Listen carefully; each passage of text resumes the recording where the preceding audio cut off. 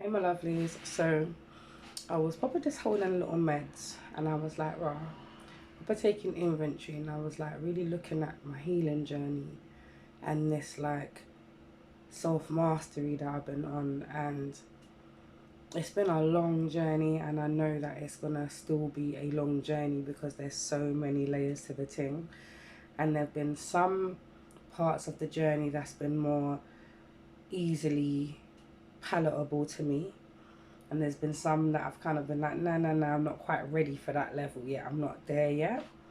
You know, some have just been like, rather penny dropped in it and I got it and I'm working on it, you know, and by no means am I mastered it because, like I said, there's so many levels. But these are 5 things that you may experience when you are doing healthy healing um, through challenges and trauma. So the first thing I said is that you will seek for answers. Yeah. So for all the while you're seeking for these answers, you want to get solutions in it. So by the time you really start going through all of the things, you'll start asking yourself some real good questions, which is, why does that trigger me? Why do I feel the need to always be right? Why do I have to have the last word? Why is it that every time that person comes around me, my skin itches and they do something to me? What is that? What is it about that person that irks me? But sometimes what you may find is that when people kind of jar you, they're either a mirror to the traits that you have, or they also mirror the things that you wish you could have, or the way you could behave if you moved in a certain way. Or sometimes people are just unapologetic and they're just moving true, or you know, or you kind of got this thing where it's like, right, you know, maybe in your mind, well, they're not good people, how is it that they can just excel? And why, what does that say about me? Why does that irk me? You know, and what does that experience say about my experience and how I view myself? You know, why do I always seek validation? And so on and so forth. And it will start getting you to really start really looking at things and really like really doing some real journaling and putting some real work into the shadow and be like, what is that? And why is that about me? And and why do I feel like that? Where's that coming from? When was the first time I felt shut down?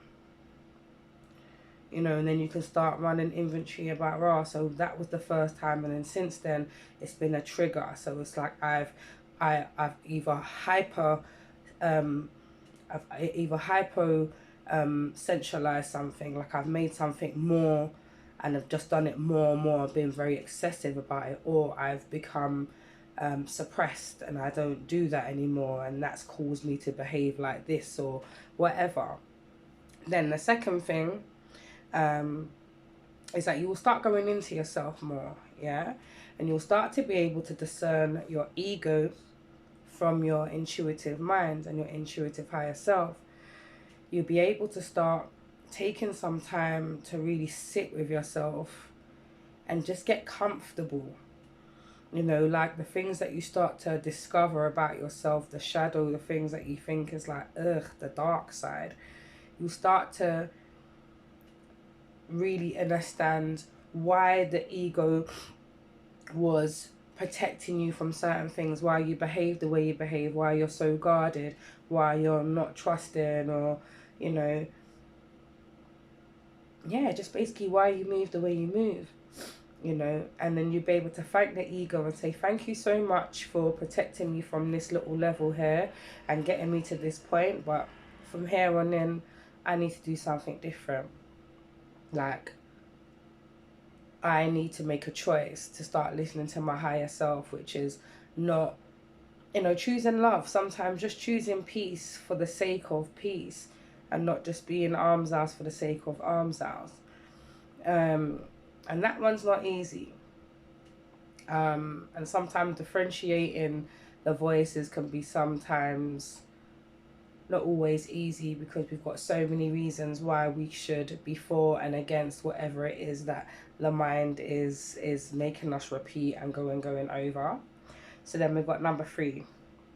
You will see your role in this game, and also you'll be able to see the role of others in your game, and vice versa. What do I mean by that? So in human history, all we have witnessed is conflict and power struggle in relationships, whether they be within family, whether they be in intimate relationships, whether they be in the workplace, whether they may be society, nationally, whether it be globally, like wars and disagreements and all kinds of stuff, you know, people fighting against this and then the government's doing that. Like there's always been this conflict, and really what it's actually been is like a real power struggle, and it's a competing for energy. So it's like one wants to overpower another so that they can have a sense of power. It's like that, I have to get the last word in. I have to say that one thing that I know that's going to jab them, and they're just going to be weak out.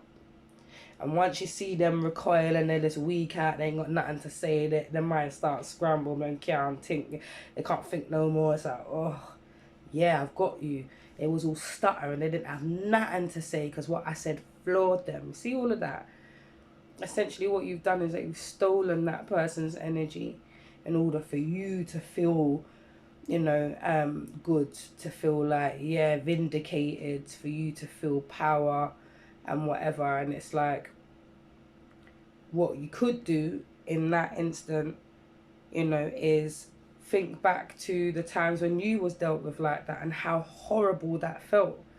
You know, like, think about a time when someone just made you feel like, shut up, you ain't got nothing to say, let me just blah, blah, blah, blah, and they dressed you down, or they dealt with you wicked, yeah? And all in that moment, you could just think, ugh, I hate you, I hate this situation, I wish I could disappear, I wish it was different, you know, and you just felt like, you're, you know, I'm big, you're small, you get me, I'm smart, you're dumb, and there's nothing you can do about it. If you can get to that level and be like, ugh, how that made me feel, and try and put yourself in that place, you can choose the intuitive route, which is, that's another person dealing with a whole load of wounds that I don't really know about, and they're behaving in that way, you get what I'm saying, because of whatever. Then you can decide that now you can choose, yeah? So anyway, that brings me on to the second one, right? So where the third one was, you can see your role. So when you've been the one to make someone feel, dress them down, steal their energy, and then when you've been in the recipient of your energy being stolen for somebody else, feeling powerful. Then you'll be able to see your true trauma wounds, yeah, in your life experiences and your behaviors, right? So you'll be able to be like anybody else who can say, yeah, I went through this, I went through that, that happened to me, my life was rough, you don't know, had to do it on my own, I never had no one in my corner, blah, blah, blah. Everyone can sing that tune some way, somehow, some form, in it, like, realistically, no matter how much you think you've been there for a person, or how much you've invested or whatever, there's always someone who hasn't had the benefit of your full vim and vigor. So everybody's feeling some kind of lack when it comes to that, yeah?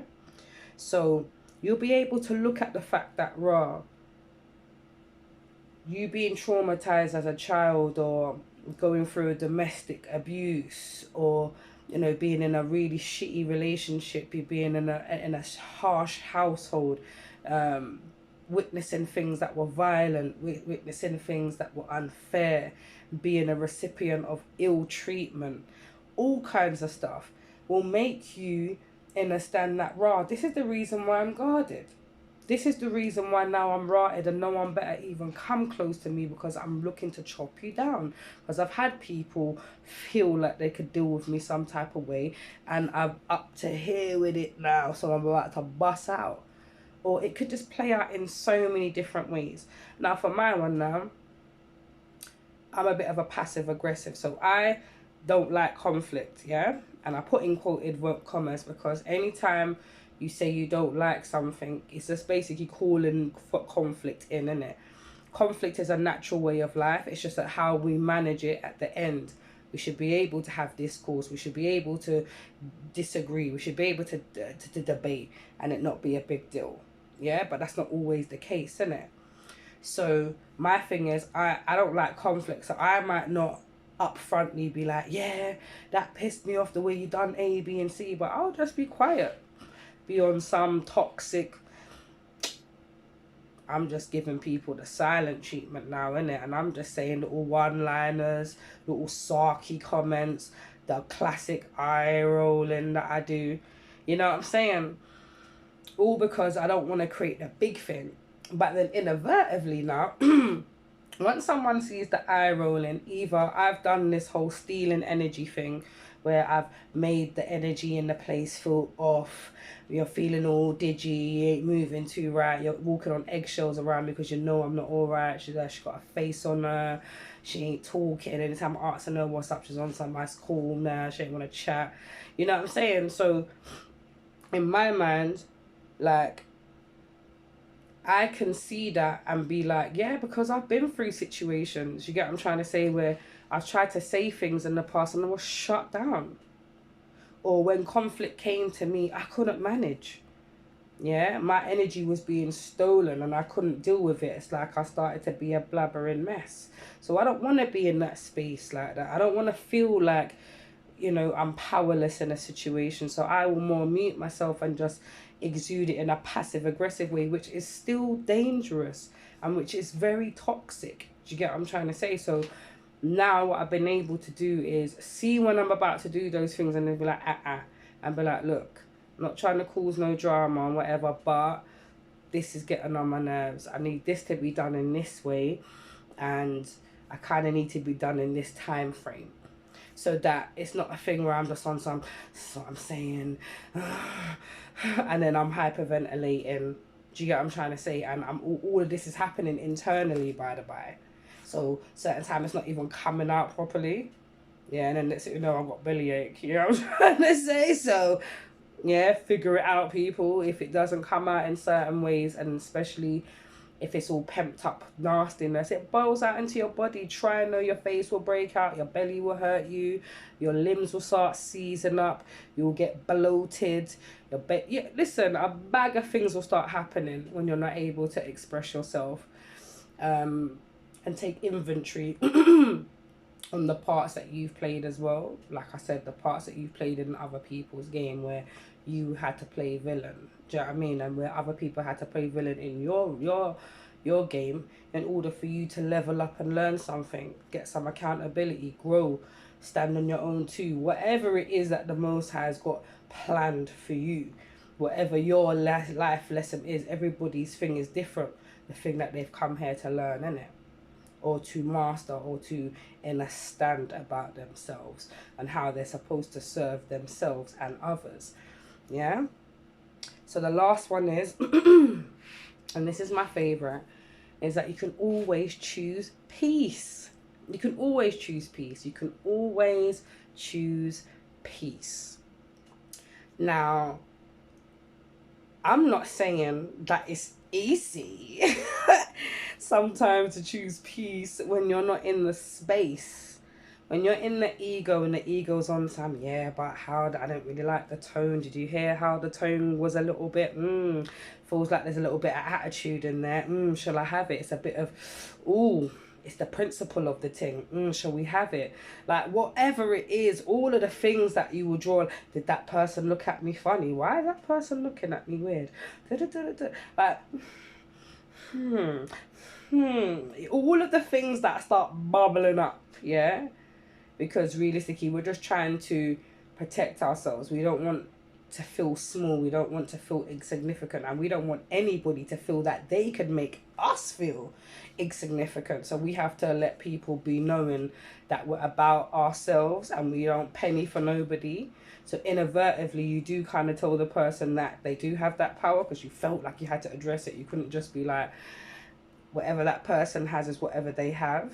and that's just you with your wounds, and maybe you just feel like you need to criticize people to feel better. Maybe this is just your way of stealing energy.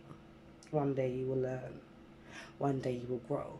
And that's not something you come to very easy. This is why I'm saying it's a long life lesson. But there's been situations I've been able to be like, oh, I see you bleeding out. Oh. Because we're all out here bleeding out some way, shape or form. There's things that we haven't spoken about and things that we haven't dealt with that are eating away at us. So the very thought or the very feeling that someone's looking at us like we're less, you know, because we've got to prove that we are somebody by any means necessary. Do you get what I'm saying? Whether that mean telling yourself pretty little lies, whether that mean totally denying, burying your head in the sand, fabricating, whatever it is that, you know what I mean, you do to not place yourself in peace, you know, where you choose hell over heaven, you know, when you choose to not say, you know what, peace be with you, peace. Because real talk, whoever I've parted ways with, best believe it, even if we're not on speaking terms, and I'm the type of person, I will end up speaking to people that I'm not even supposed to be speaking to because I don't even remember, or sometimes I do remember, but it's like I just think, well, it happened, didn't it? Do you get what I'm trying to say? And I'll just be like, oh yeah, shit, you know, and that's something that I will grow to understand, but I don't have that vim and vigor like that. Do you get what I'm trying to say? I suppose when I get to talking and expressing, oh yeah, it could come up, yeah, there's triggers, things there.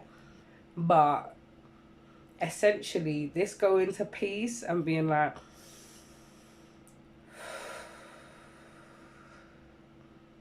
we're all here and everything has been orchestrated. There's nothing that's happened that the Most High doesn't know about. That our ancestors, our angels, our spirit guides haven't been privy to and haven't given us warnings or haven't, you know, placed us in situations for us to develop and grow. Some of the most heinous things, you know, can propel a person to become an amazing ambassador for humanity. You know, somebody who's experienced some different kind of poverty could turn around and become a philanthropist or some type of, you know, I give back a lot and that's what I give. Do you know what I mean? But not from a place where they feel indebted to. Because that's something as well. There's so many layers to this thing. And I don't want this video to go no more than 20 minutes because I've already done my 5 things and it weren't meant to be no big long video. But if you was able to get to the end of this, big up yourself and take your time. This is not no sprinting. Yeah, it's one of them marathon, take your time.